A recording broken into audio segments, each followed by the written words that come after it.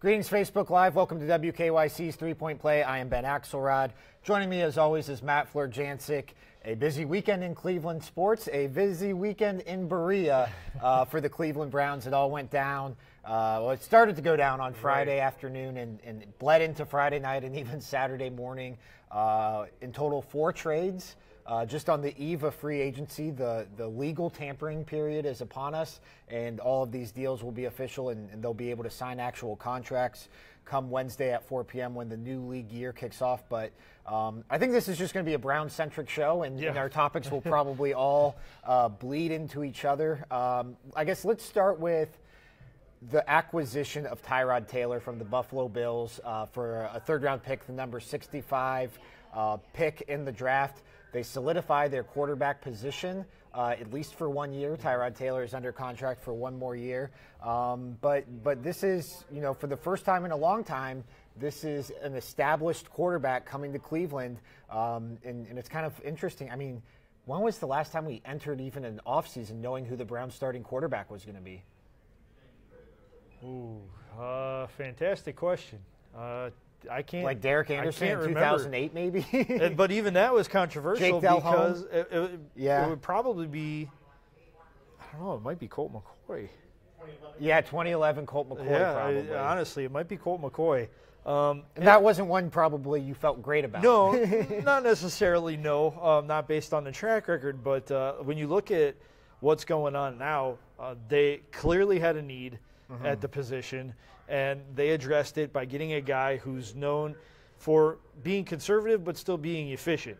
He throws, he doesn't turn the ball over, which is good. Yeah. Tyrod Taylor, a bit on the smaller side, still can extend the plays outside of the pocket if he has to, but he does like to stay in the pocket, which is not something that we've seen here in Cleveland for a while. So I take all that into account, look at the low interceptions, the higher touchdown numbers. It's by far an upgrade over what we've had recently. And I really like the no turnovers thing. Given the pieces that he should have around him at the wide receiver position and maybe the emerging tight end that we could see David Njoku develop into, maybe he will take more down the field shots. Buffalo was not particularly loaded with offensive talent. No. They had a couple of guys here and there, mainly LaShawn McCoy out of the backfield, and then they acquired Calvin Benjamin last year. So I'm interested to see how he'd work with Josh Gordon, Jarvis Landry, whatever they decide to put out there at running back, Duke Johnson, Corey Coleman. I mean, there are guys that have playmaking ability if they're put in the right situations. And Tyrod Taylor may just be able to do that. It's a good feeling to know that you have an experienced quarterback that won 8 games last year, not somebody like Josh McCown. All due respect to Josh, he was a fantastic guy, great leader in the locker room, but was coming off of a lot of struggles in Tampa and then got injured early on in his tenure and was really never the same after that. We're getting a guy that won 8 games with the Buffalo Bills, got the Bills into the playoffs for the first time since 2000. I like the deal. It's seemingly a bridge to the future, but it's a damn good bridge. Yeah, and I think that's one thing. There's been a lot of debate about did they give up too much, because the number 65 pick, it's the first pick of the 3rd round. It's viewed as a valuable draft asset. It's for a guy who you only have under contract for 1 more year. It doesn't seem like there's any inklings that they're going to give him an extension of any sort. I guess if he played really well, you could franchise him and let that string play out. But can I say one thing to your point? I love the idea of getting players instead of asset accumulation. We got a player for an asset, not a future asset for a current one. Well, it's a good feeling to have. I think I'm on the same page as you with this. I don't think that's too high of a price, especially when you've in a vacuum. It might be maybe a 3rd round pick for a guy who is a bridge quarterback for you. Maybe that is in a vacuum an overpay. The thing is, it's the Browns' 5th pick in the draft. They have 2 first-rounders and 3 second-rounders. This is, for a team that's already plenty young and doesn't need to be adding any more youth, quite frankly, after what it's done to its roster. It needs to be adding veterans. I do not think when you factor in all the circumstances, I don't think it's a high price at all, especially when you consider how desperate this team is for competent quarterback play. I mean, think about this. They're going to go from a 21-year-old starting quarterback in Deshaun Kaiser, who started 15 games a year ago, to a 29-year-old starting quarterback. Anybody who's ever been those ages, right. 21 and 29, they know the difference those 8 years make right. in somebody's life. Right, 21-year-old Ben Axelrod and 29-year-old Ben Axelrod, quite different. Yeah. Same with myself. 21 and 29. I mean, I was still in college versus, I was well into my career at that point, getting my personal life figured out, getting married and stuff like that. Those 8 years make a world of difference, not just on the field, but off the field. I'm telling you right now, you're going to get a much more mature quarterback, and he may not have been the guy that everybody wanted, but he's still a veteran, and most importantly, he's going to go in that locker room with something that we have not had in seemingly a very long time, winning experience. Yeah. And he won at a team that was perpetually in bad shape for the better part of a decade and a half. It's almost the complete opposite of the Deshaun Kaiser story arc, and we'll talk about Deshaun in a little bit. But Deshaun comes into the league at 21 and gets thrown into the starting lineup for an 0-16 football, or for a 1-15 football team that he turned into an 0-16 football team. Whereas Tyrod Taylor came in as the backup to Joe Flacco, bided his years in Baltimore, developed, was a 6th-round pick and turned into a pretty high commodity when he wound up in Buffalo, and obviously a higher commodity now. But to your point about acquiring players, I think that's another thing is I've seen a lot of people say, well, why did they need to trade a 3rd-round pick for a bridge quarterback when they could have just signed a bridge quarterback like an A.J. McCarron and not give up the asset? And to that, I would say not all bridge quarterbacks are created equal. Right. And for a team desperate to win games, like that's not nothing. That means something. I think it's very important in just looking at what the Browns did over the weekend. We need to start evaluating this. We need to get out of the habit of evaluating this team in terms of assets and value and all of that, and just get into the value of football players in acquiring talent. I do not care about draft equity. I care about players that can play on Sundays in the fall. The Browns for the last, and it's not just Sashi Brown. This goes back to Michael Lombardi and Joe Banner. Asset accumulation mode.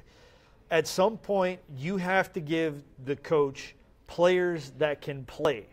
And that has not been a strong suit of the Browns since 1999. They get John Dorsey in there, and his first move was to cut Kenny Britt. And while we can talk about adding players, and here we are complimenting him on cutting one, he viewed it as addition by subtraction. Right.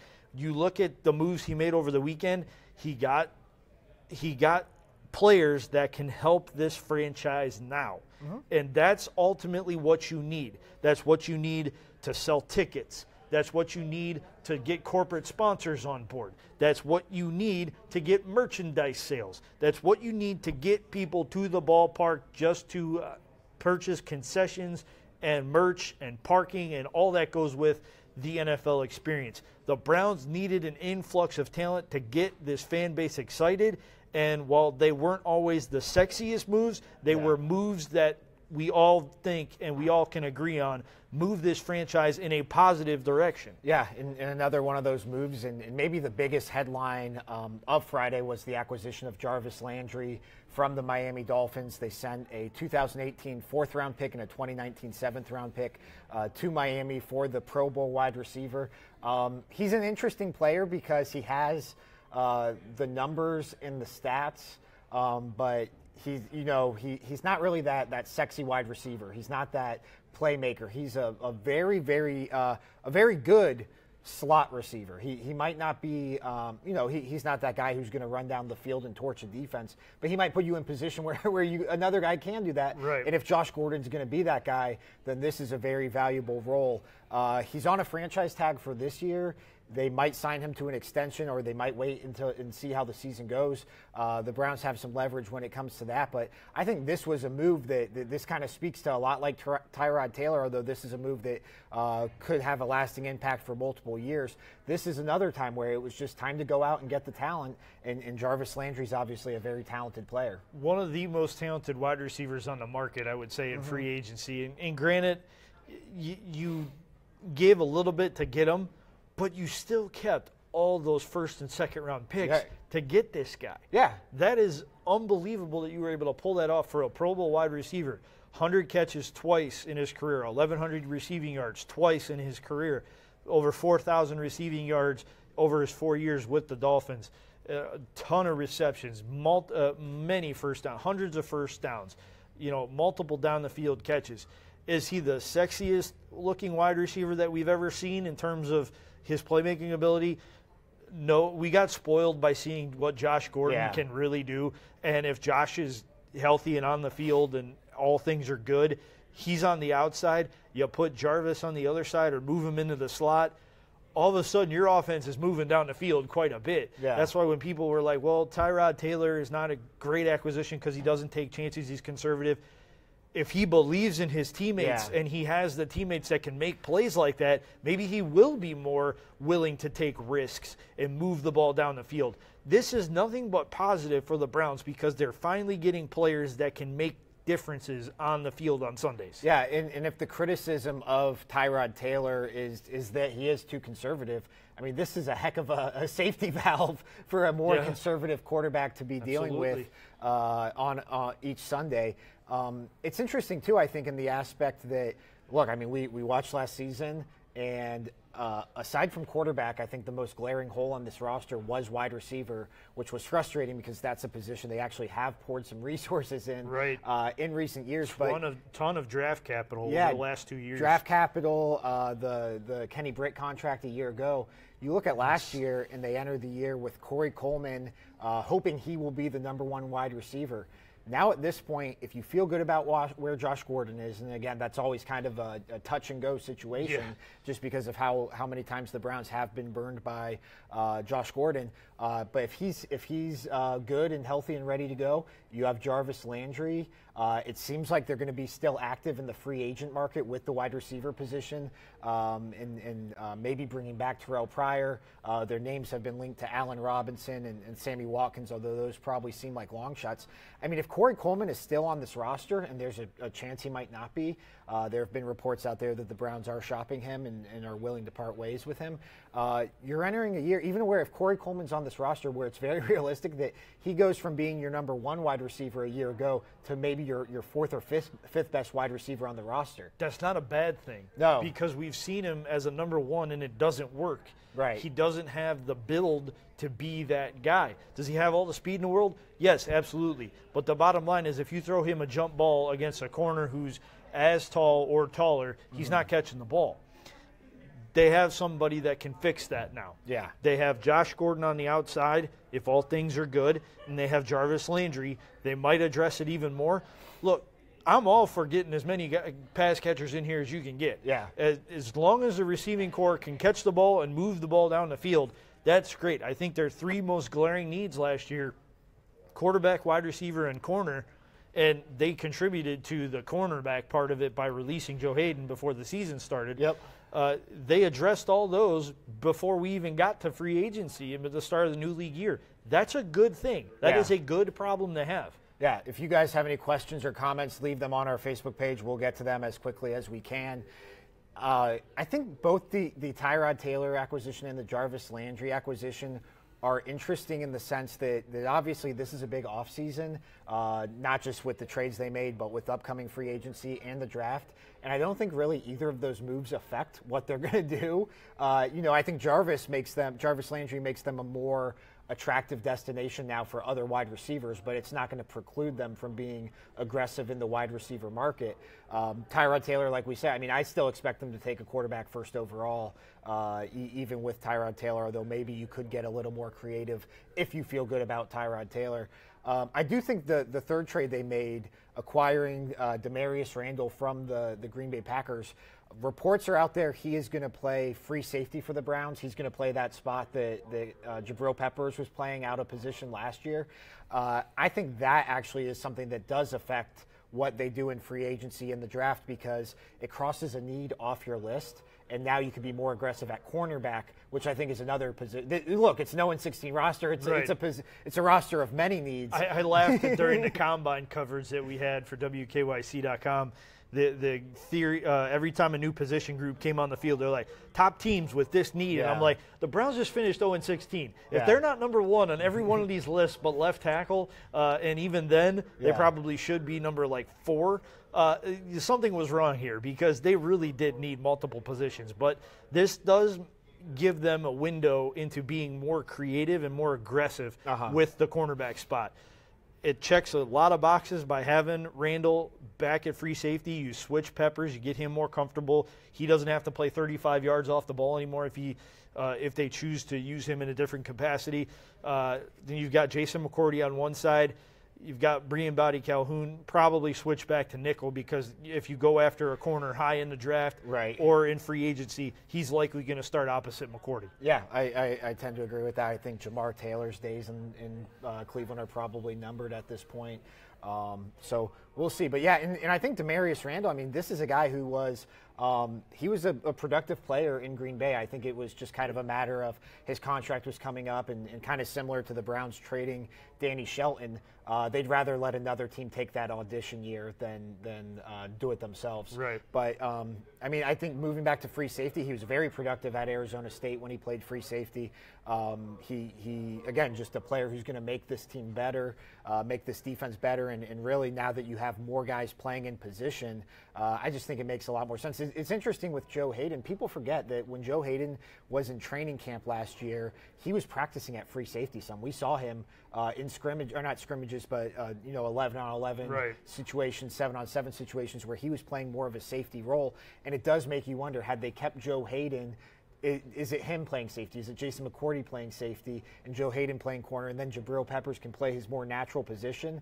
This move allows you to do this, so it not only benefits your position at free safety, but now you can really see Jabril Peppers in his natural role. And hopefully playing up to the potential of being a top 25 draft pick in the NFL. We all know Jabril is talented. He's got good football instincts, but he was grossly misused last year, and I really wouldn't even necessarily put that on Greg Williams. He didn't have a choice. Right. I mean, the secondary was depleted seemingly the minute they started training camp, be it injuries or roster moves at the time.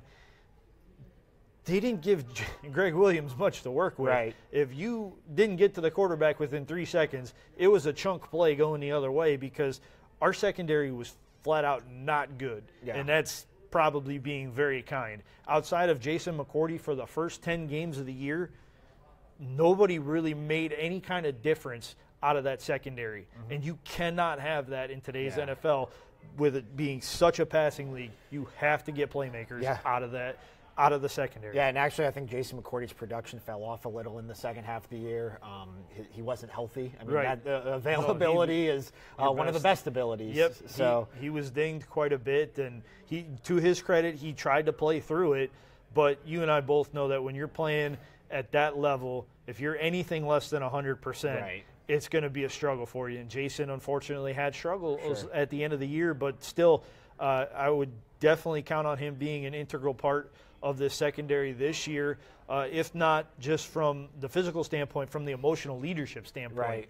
Yeah, not a lot of adults on that defense. No, he was one of the few guys that was over 30. Right. And I think they were four on the entire team. Yeah, that's incredible. Looking at the comments here, a lot of people want to talk draft, and I do want to get your perspective on this. Kevin McDonald says draft Barkley and Allen.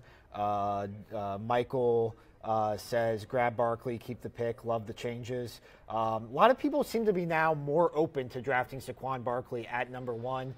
Todd Gurley, the Pro Bowl running back for the Rams, he was sitting courtside at the Cavs-Lakers game last night, and he tweeted that Saquon Barkley's going first overall, which is interesting because they do share an agent, or at least a sports agency at Rock Nation. But does anything that they did, and we're still not even, we're just at the halfway point of the moves they made, I guess, or a little 3/4 of the way there, but does anything they did this past weekend change your opinion of what you think they should do in the draft?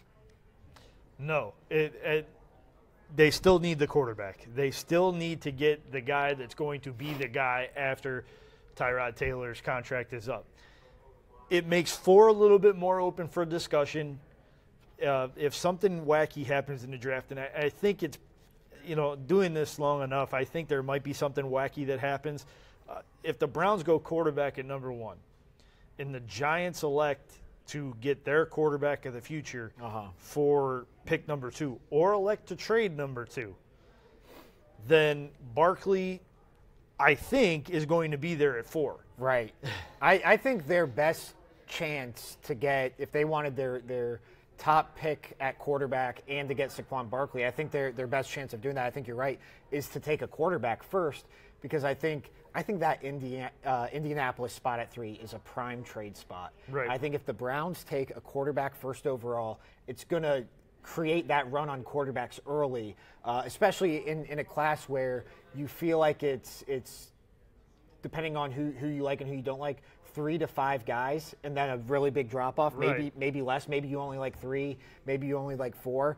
If you can create that run on quarterbacks where you're taking a quarterback first and then the Giants take a quarterback, that to me then screams for those teams like Denver and the Jets, who are sitting in the middle of the top 10. 5 and 6. Yeah, yep. 5 and 6 to trade up to 3, which then if you go quarterback, or even if it's quarterback, Bradley Chubb, yeah. Then Saquon Barkley is sitting there. I mean, who doesn't love Saquon Barkley? I think everybody loves Saquon Barkley. I love him a lot better now that he's not playing for Penn State, that I don't have to defend against him once a year. I'd much rather have him on my team 16 times than have to defend against him. Yeah, I mean, he is an elite running back prospect, but he's still a running back. And running back just hasn't been that position.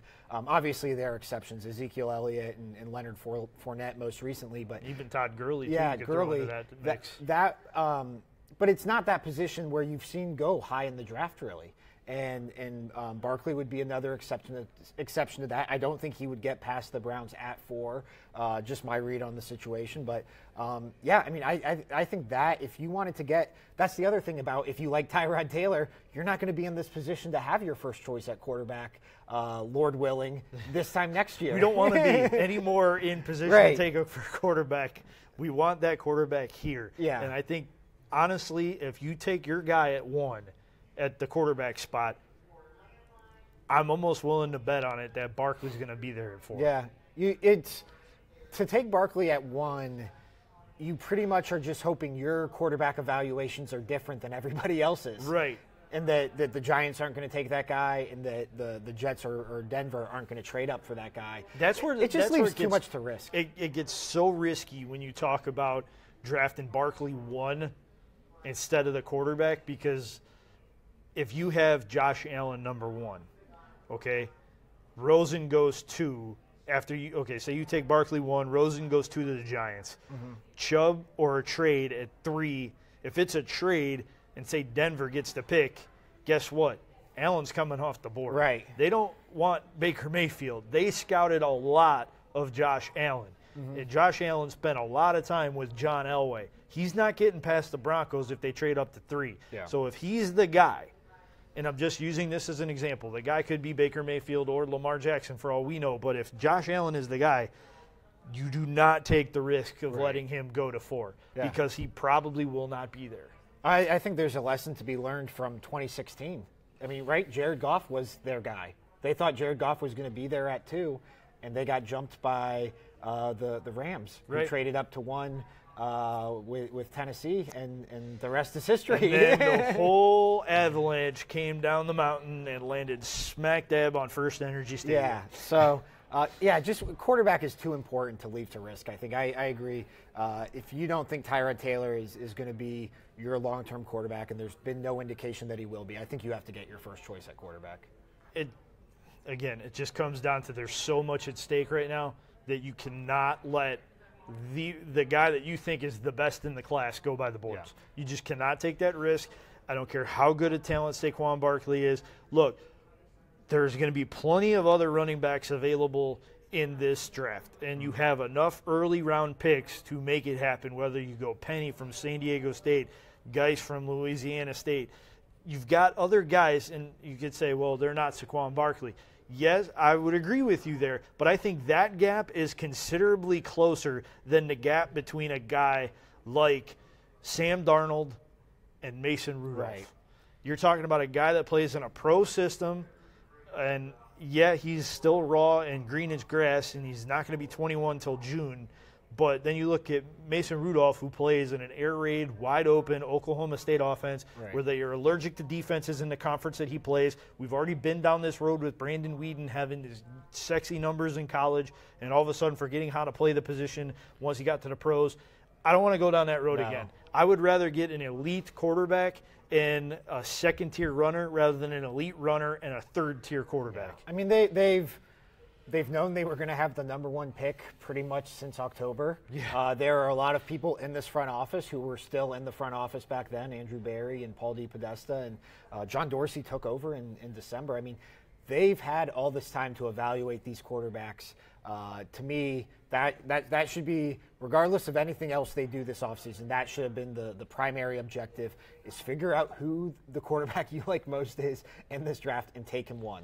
Well, that was the directive that we all were told when John Dorsey was introduced as the GM of the Browns back in early December. Job number 1, get me the quarterback. If you pass on quarterback at number 1 and then you have to settle at 4, you're not doing what you were tasked to do.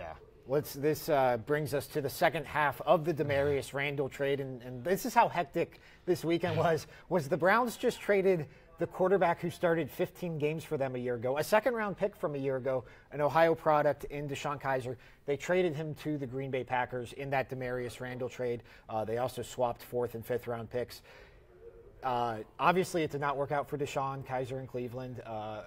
He was 0-15 of 0-16. That, for better or worse, fair or not, will be his legacy in his short time as a Cleveland Brown. Puts him on a much different career trajectory now with going to Green Bay and sitting behind Aaron. He'll probably be their number 3 quarterback. I mean, they have some backups in Brett Hundley, and they had another, I forget who the third Joe Callahan, I think. They like their backup quarterbacks there. So we'll see, but it's an interesting spot for Green Bay to take a flyer on a guy who just a couple of years ago was being mocked as the number 1, not mocked, laughed at, but mock drafted as the number 1 overall pick in the draft. But I got to wonder if he's wondering if he should have stayed at Notre Dame another year. Yeah, well, I mean, revisionist history being what it is. I mean, you look at where he ended up and what his career trajectory is taking now. You're talking about a guy who was surefire top 5 pick to being a backup to a Hall of Famer now. Boy, that looks a lot different on the resume than it did, 12 months ago. Yeah, I think that too. Obviously, his career's not ruined. I mean, he's only 21 years old. He'll be 22 this year. I obviously there's still time for him, and I don't think he's broken by this experience. Maybe had he stayed here, he would have been broken. Yeah, it works out better for him that he's not here. I think this made sense for both parties too, because if they obviously traded for Tyrod Taylor, you assume they're still going to take a quarterback at either number 1 or number 4. Right. DeShone Kizer wasn't going to be more than your third-string quarterback. And for a guy who was your starter, no matter how young he is, that's just not a good situation, I think, for either party. So best for both sides to move on. It helped the Browns bring in a quality starter on the defensive side of the ball. It's just everything about the DeShone Kizer experience in Cleveland just kind of makes me wince, because it's like he had no business starting last year. There should have been a veteran quarterback on this roster, and he was just the best of a bunch of bad options. Right. We talked about that ad nauseum going into the season when everybody was so high on him because he had a great preseason. The thing we cautioned everybody on was the quarterback room was so bad in Berea that the Browns had no other viable option, and that points the arrow directly to personnel when it comes to making decisions. We've heard a lot of positives this week about the former personnel guy that acquired all this talent. The bottom line is when it came to putting a team on the field, they were ill-prepared. They were not ready. Most of the guys that played should have been behind a veteran or had a veteran in their ear. None of them had it to get over the hump and to learn the game. With this second-round pick from just a year ago, it's not insignificant. It's just they have so many assets that it's kind of hard to wring your hands over wasted assets at this point. It is still hard to take, though, that you could have gotten another player there that could still be on this team. And we talked about it a couple of weeks ago, or last week, about the amount of first-round draft picks that aren't here anymore. No, we'll get to that in a second. And then there's another one that goes away, and it's like, for a team that is so focused on building through the draft and following the Pittsburgh Steelers model, since Jimmy Haslam took over, we're going to build through the draft, build through the draft, build through the draft. The amount of wasted opportunities to get impact players is somewhat mind-boggling. Well, that brings us to bonus coverage, our fourth topic today. It was the trade that went down. Is it only 4? I feel like it's a lot more than that. Well, we'll have a busy week here with free agency kicking off, but the trade to send Danny Shelton to the New England Patriots, it went down on Saturday. Basically a pick swap. It wasn't even, they pretty much were just sending Danny Shelton on his way to New England. I think from a defensive, I don't think Danny Shelton had a great career. He was an okay starter. Some people really liked him. Others were less impressed. But he's kind of now, I'd say, the poster child for what's been wrong in this organization with all the turnover. Is he was drafted to run to be the nose tackle in Mike Pettine's defense, and then a year later he's playing in a 4-3, first for Ray Horton and then for Greg Williams. He's played it for 3 different defensive coordinators in his 3-year career in Cleveland. Just not a good situation. And you get to a point now where they made up their mind enough on Danny Shelton that they knew they weren't going to pick up the option on his contract, which is why they shipped him to New England for very little to minimal return. And we had talked about that all throughout the season. We knew Danny was coming up on that option decision, right. And I was, from day one, I said, I don't think they're going to pick it up. I didn't know they were going to trade him, but I didn't think they were going to pick up that option. And I'm not disappointed that they didn't, because I don't think the productivity met what they would have had to pay him. Yeah. Good person, good teammate, by all accounts, good community guy. Yeah. Bottom line is he was overdrafted, and he was not the impactful player that the Browns wanted him to be. And it goes to the fact that you just said 3 defensive coordinators, 3 years in a row. There's no room for success there. You're right. It's just not going to happen. Yeah, he was drafted to be pretty much a run stuffer in a 3-4, and that's just one, they don't play a 3-4 anymore. 2, it's just not that valuable of a position anymore in today's day and age. And 3, they gave up the most rushing yards over the last right. 3 years, so it really didn't matter. No, it really didn't. But it is, it's another former first-round pick. Think about all the time and energy we probably wasted in our lives debating about first-round picks from 2009 to 2015. And here we are in the beginning of 2018, and none of those players are on the Cleveland Browns anymore. Alex Mack, 2009, gone. Joe Hayden, 2010, gone. 2011 was Phil Taylor, gone. Not even in the NFL anymore. 2012. Shoot, I've lost track Richardson of all the and Whedon. Okay, so Trent's in 3 of those years, they had 2 first-round picks. And Trent is in Canada playing for the Saskatchewan Roughriders of the CFL. Brandon Whedon's been a backup on multiple teams now. Yeah. The Cowboys, Texans, and I believe the Titans were his last stop. Okay, so then you go and you look at the years that they had multiple picks. The Whedon-Richardson year, not a very good draft. Then you had the Texas A&M quarterback, who shall remain nameless, and Justin Gilbert, who is no longer – so neither one of those guys are still in the league. That was 2014. That was 4 years ago. That was just 4 years ago. Okay, and Justin wasn't even in the league at all last year, I don't think. Nope. And neither was Johnny. Then you look at 2015, you had Danny Shelton and Cam Irving. Irving's backing up for the Kansas City Chiefs, and Danny Shelton's in New England now.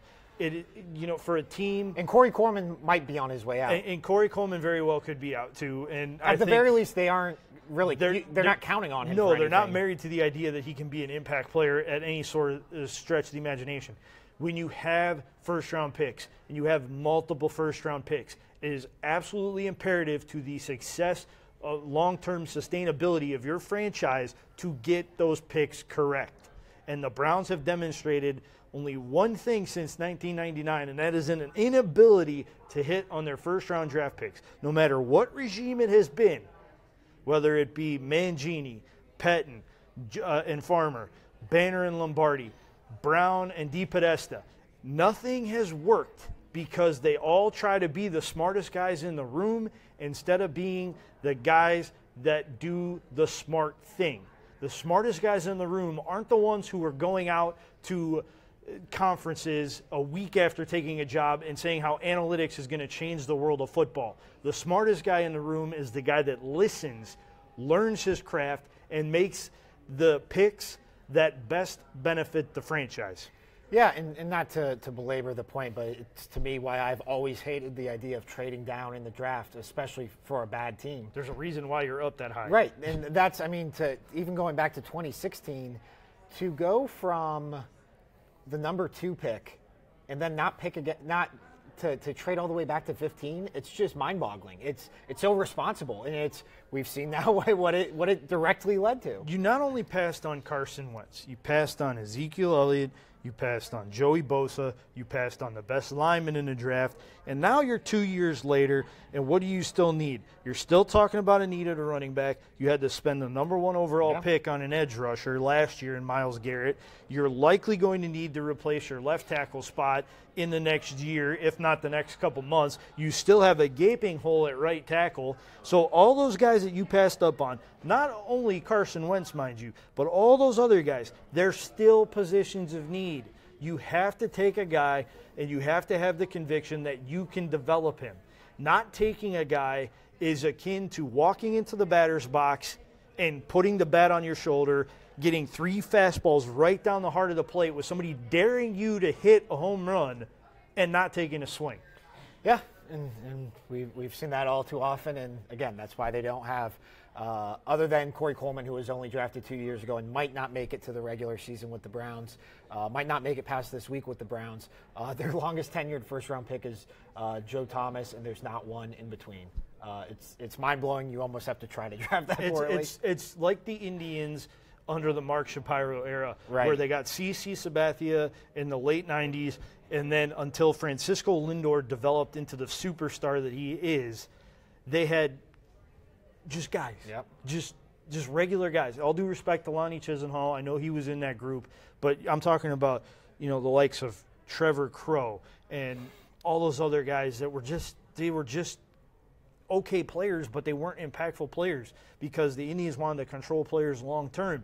That's kind of the model that the Browns have to break away from. Yep. Forget about if you can sign this guy to a second contract. Worry about the first 4 or 5 years of his contract. Right. Get a guy that can help you for half a decade, and then maybe if you start, strange concept here, start winning, you won't have to worry about overpaying for guys. Guys want to be here. Yep. We'll see. We have a lot to talk about with this team. It will not be our last Browns conversation of the week, I can assure you that. It might not be the last conversation we have today. Yeah, we'll see what time we can get out of here. Legal tampering has begun. The league season kicks off on Wednesday. We'll be back breaking down all the latest in the Cleveland Browns offseason in what I think was just a preview of what's going to be a very busy offseason in Berea. But that's going to do it for today's WKYC 3-Point Play. He's Matt Florjancic. I'm Ben Axelrod. Thanks for watching on Facebook Live.